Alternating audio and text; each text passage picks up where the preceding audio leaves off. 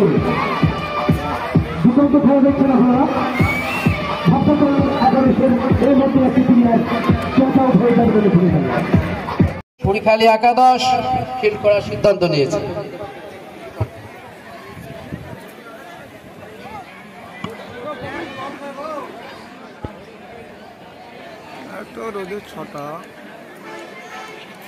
এই মুহূর্তে টস অনুষ্ঠিত হলো। কুড়িখালী টসে জিতে ব্যাট ফিল্ডিং করার সিদ্ধান্ত নিয়েছে। সেই সুবাদে ভাবটা চায় না ব্যাটিং আপনারা খেলা দেখবেন। চয়ের একাদশ ভার্সেস সুরখালীর মধ্যে। সুরখালী কিশোর সংঘ বনাম ভাবটা চয়ের একাদশ আজকে এই ফাইনালে তারা প্রবেশ করেছিল। শঙ্করপুর এবং জাহাঙ্গীরপুর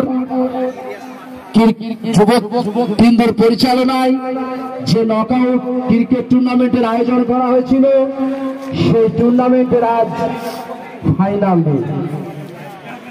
ফাইনালে টসে জিতে সুরখালী কিশোর সংঘ